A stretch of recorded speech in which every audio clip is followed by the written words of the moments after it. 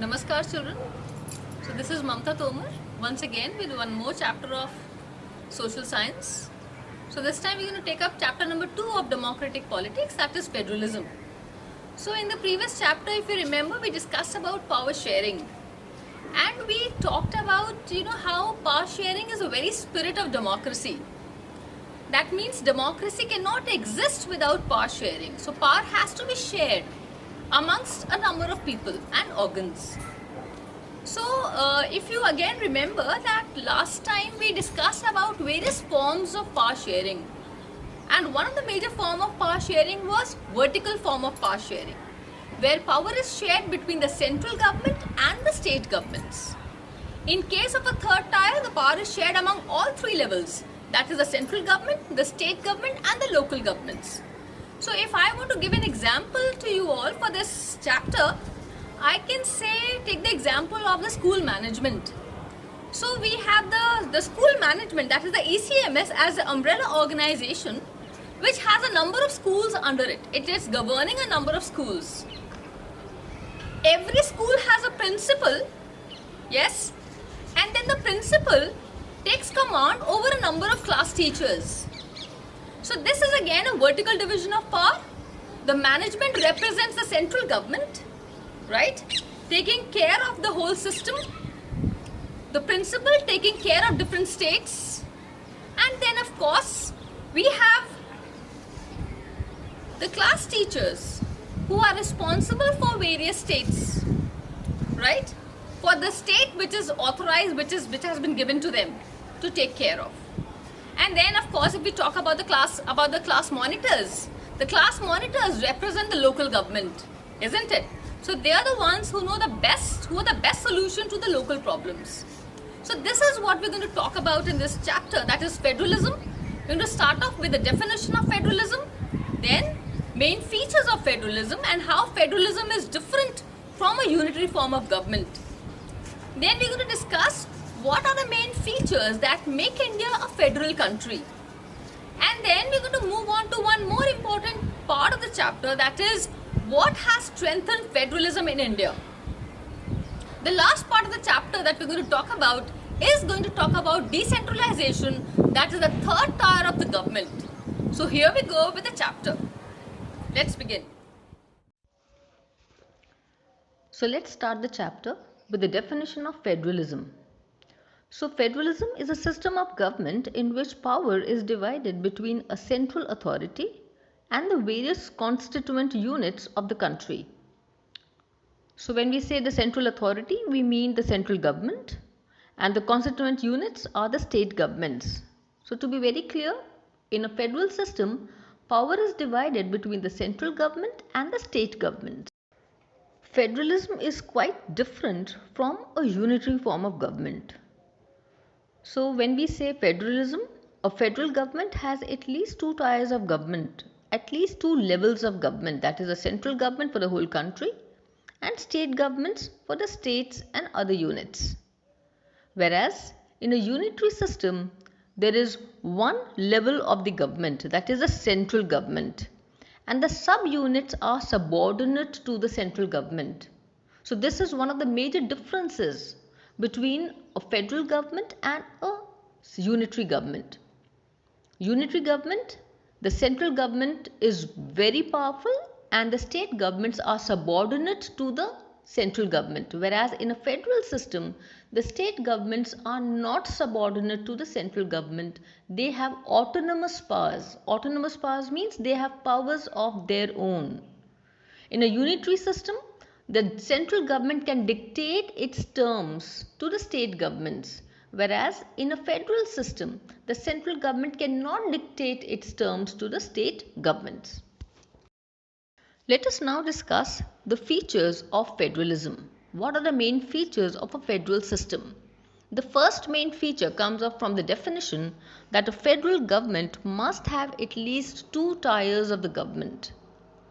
That is, the central government and the state governments, both of them should share power.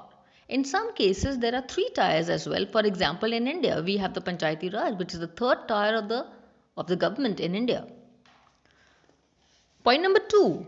Different tiers of the government govern the same citizens, but each tier has its own jurisdiction in specific matters of legislation, taxation, and administration. That simply means that there is division of power between the three tiers of the government or different tiers of the government. Each tier of the government, whether it is the central government or the state governments, has its own list of subjects on which it can make laws and execute those laws. The third feature says that the jurisdiction of the respective levels or tiers of the government are specified in the Constitution. So, the existence and authority of each tier of government is constitutionally guaranteed. So, this is very important. Anything which is written in the Constitution becomes a law, it cannot be changed. So, this division of power between different units or between different levels of the government has been very clearly mentioned in the Constitution and it cannot be changed. Feature number 4 says that the fundamental provisions of the Constitution cannot be unilaterally changed by one level of the government. Such changes require the consent of both the levels of the government. So it is just saying that the basic features of the Constitution, and federalism is one of the basic features of the Constitution, they cannot be changed by just one level of the government. In order to make any changes in the Constitution, a majority of both the levels of the government is required. Feature number 5 says that the courts have the power to interpret the Constitution and the powers of different levels of the government. So in case of any conflicts between different levels of the government, maybe the central government and the state governments or amongst various states, in case of any such conflicts, it is the Supreme Court that has the power to interpret the Constitution and to settle these conflicts.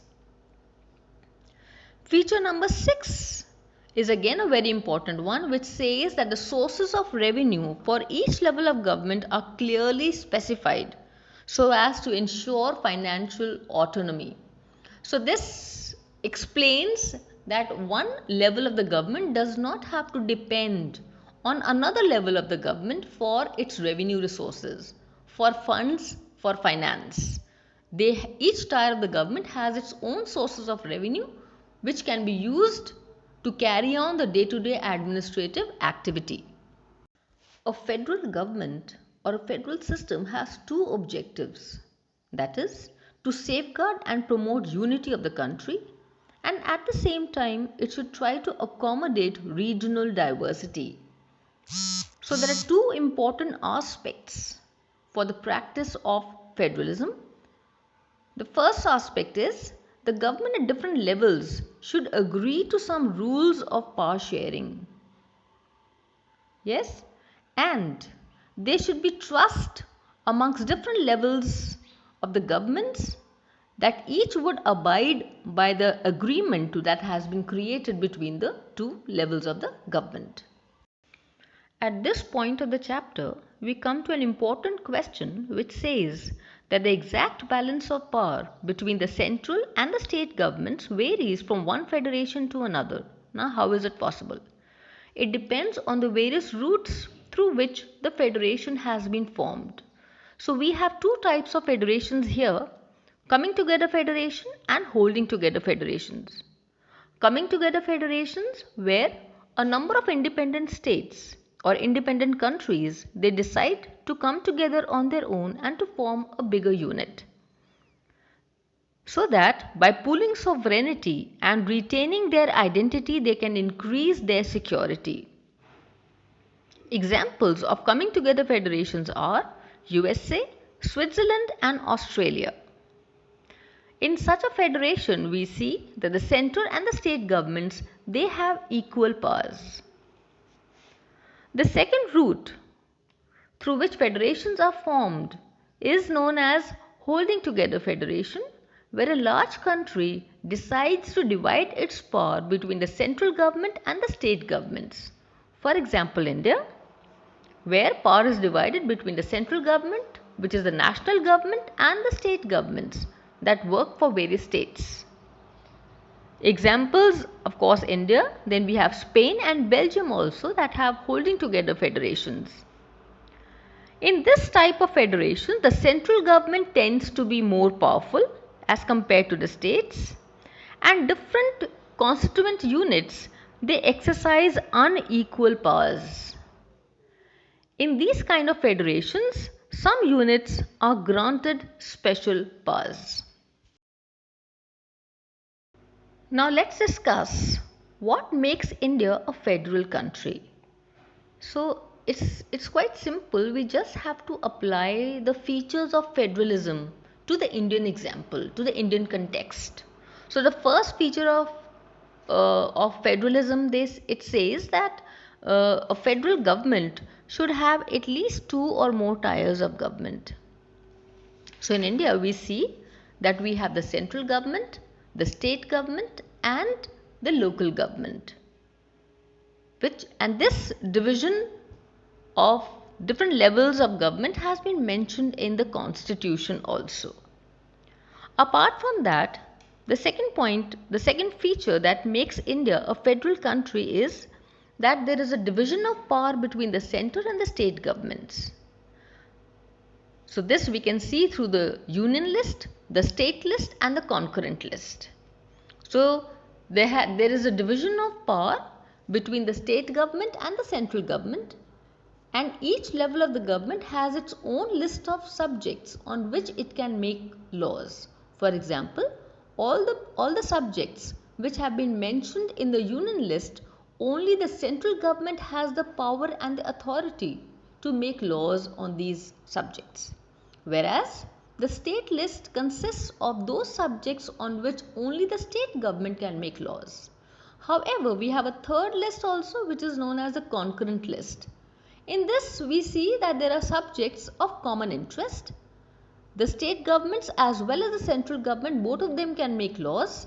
However, in case of any kind of conflict, the law which has been made by the central government will prevail. We have one more type of list which is known as residuary subjects. So these are those subjects that came into existence after the framing of the constitution.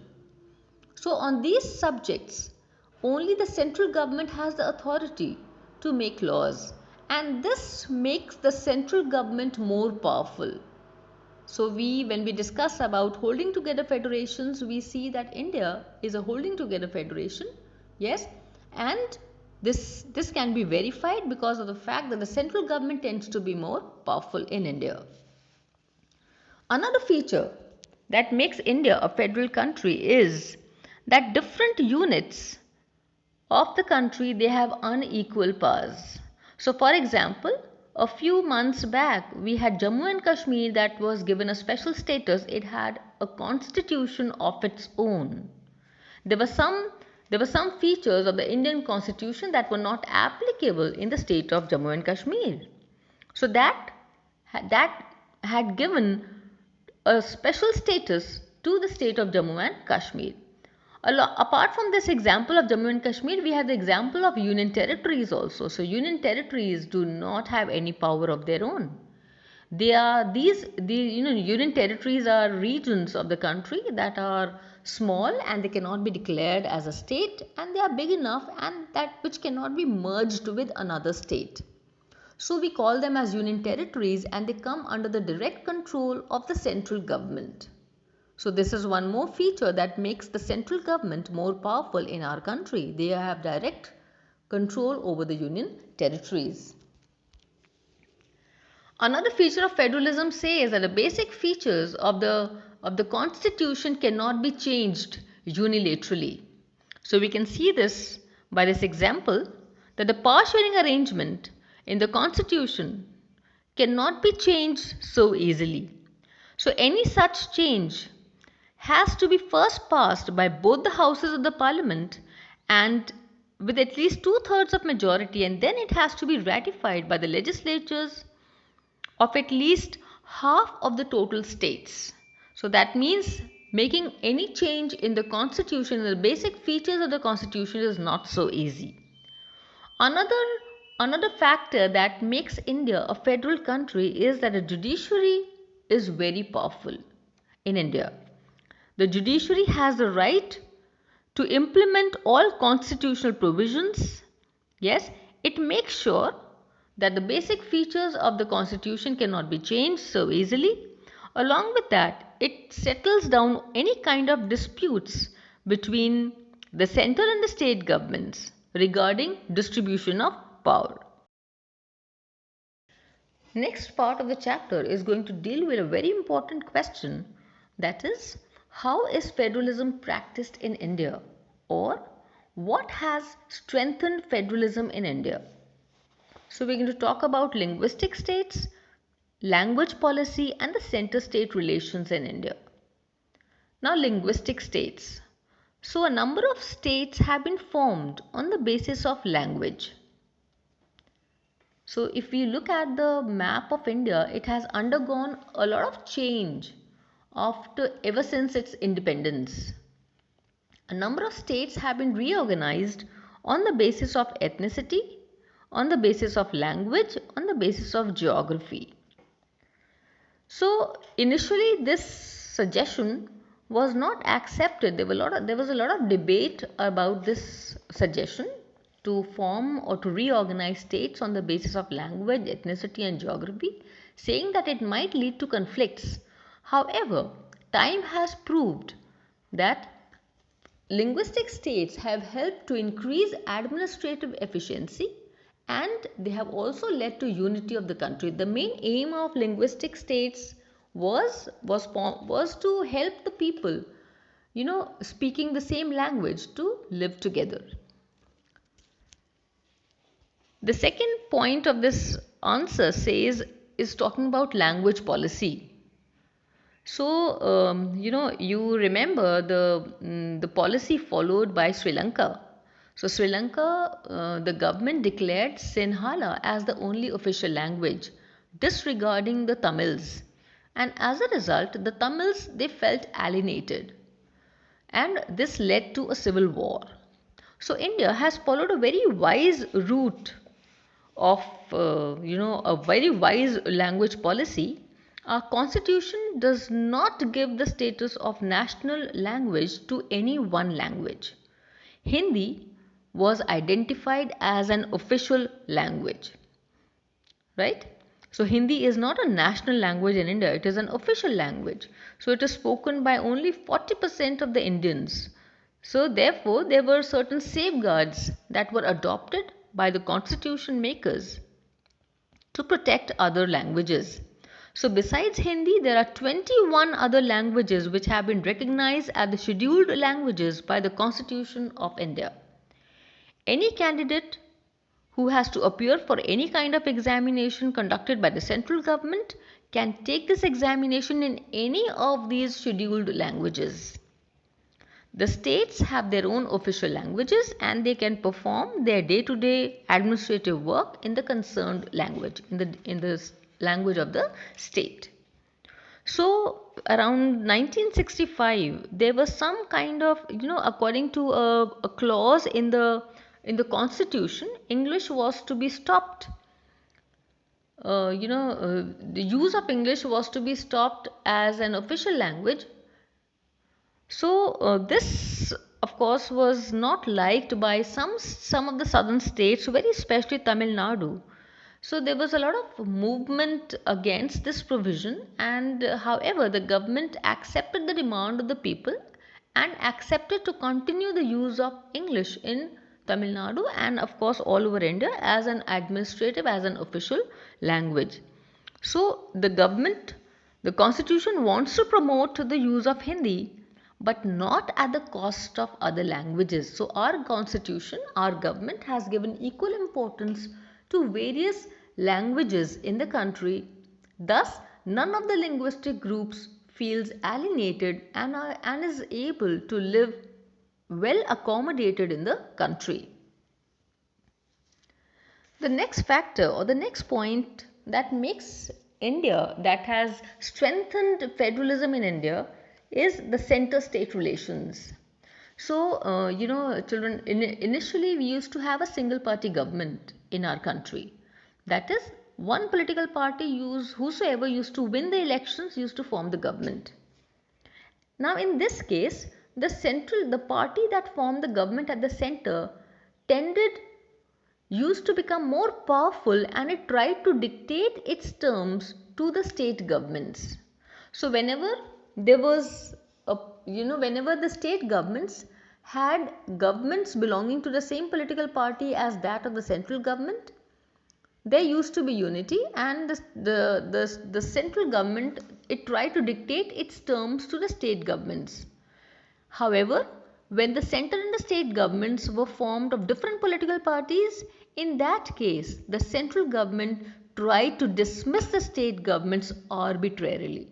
So, this was quite non democratic. However, after 1992, we started off with an era of coalition government where a number of a number of regional political parties, they joined hands with the central with the national political parties in order to form the government at the center. So this made our parliament more democratic. The government bodies became more democratic, and now while taking decisions, the central government had to keep in mind the interest of the regional parties also. Apart from that, the Supreme Court also passed a law saying that now it would be difficult, it would be impossible for the central government to dismiss the state governments arbitrarily. So, this has helped to strengthen federalism in India. We have now reached the last section of the chapter, that is decentralization in India. It is a very important question. So, first of all, let's try to understand what exactly is meant by decentralization. So, when power is taken away from central and the state governments and given to local governments, it is called decentralization. Now, the question arises, why do we need to decentralize? Why is decentralization so important? And the most obvious answer is to increase administrative efficiency. So we can see that India is a very vast country. It is a vast as well as a diverse country. And one or two levels of government are not able to handle, will not be able to handle such a vast country. The diversity and the vastness cannot be managed by just one or two levels of the government. So hence the need for a third tier. Apart from that, decentralization gives democratic practices to the people. It takes democracy to the grassroots level. It helps people in the decision making process. It helps the involvement of the people. It increases the involvement of the people in the decision making process. Apart from that, we see that in India, the local people, they know much better about the resources which are available, the problems that they are facing, and they are the best ones to solve their problems.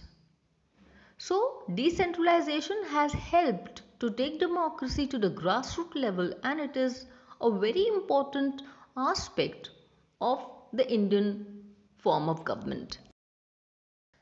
A major step towards decentralization was taken in 1992 when the constitution was amended to make the third tier of the government more powerful.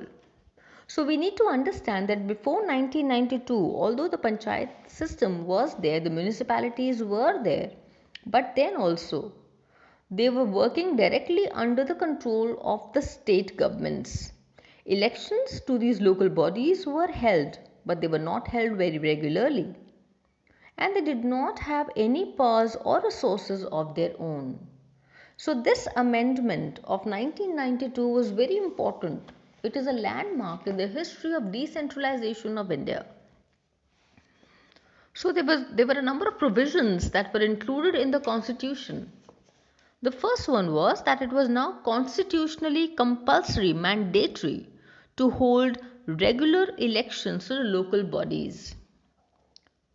Point number two, there was a number of seats that are now reserved in the local bodies and the executive heads of these institutions for scheduled castes, scheduled tribes, and other backward classes. Apart from that, point number three, at least one third of all positions were reserved for women.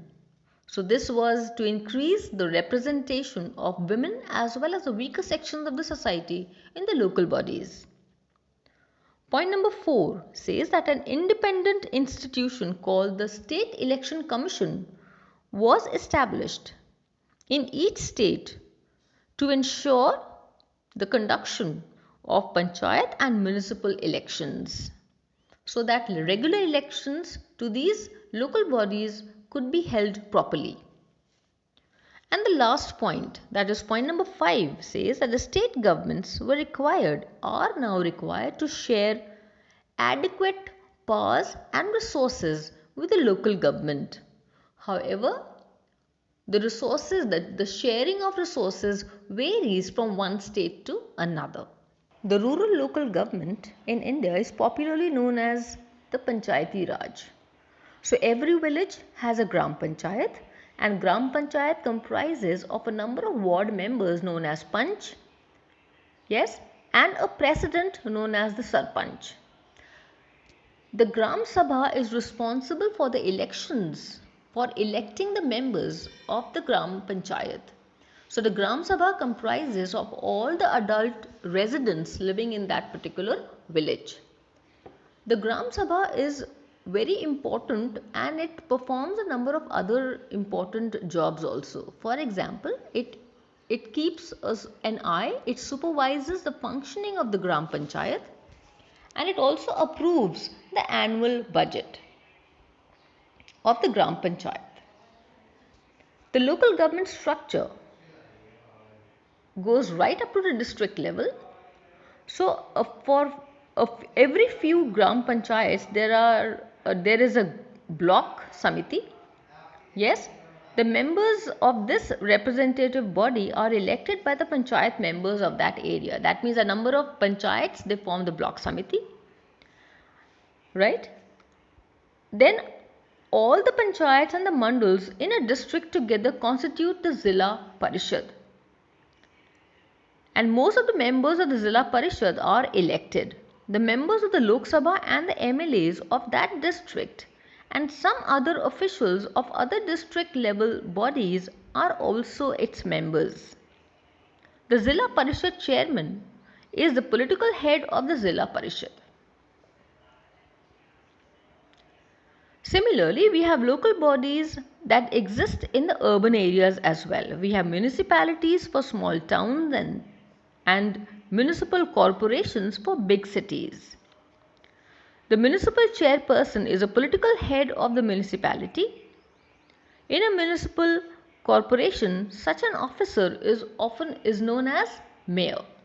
Now let's assess the functioning of the local bodies in India. So we see that it is one of the largest experiments in democracy all over the world, in any country of the world.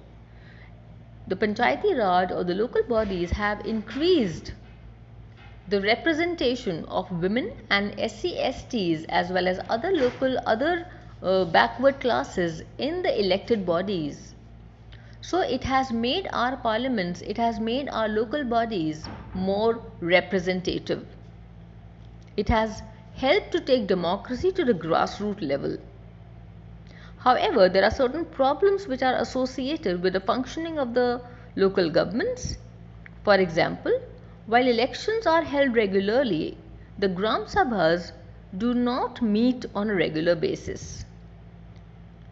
In many cases, it has been seen that the state governments have not transferred significant powers to the local governments. Again, the state governments in some cases have not given adequate resources to the local governments to be able to perform their tasks efficiently. So with this, we come to an end of this chapter. Thank you.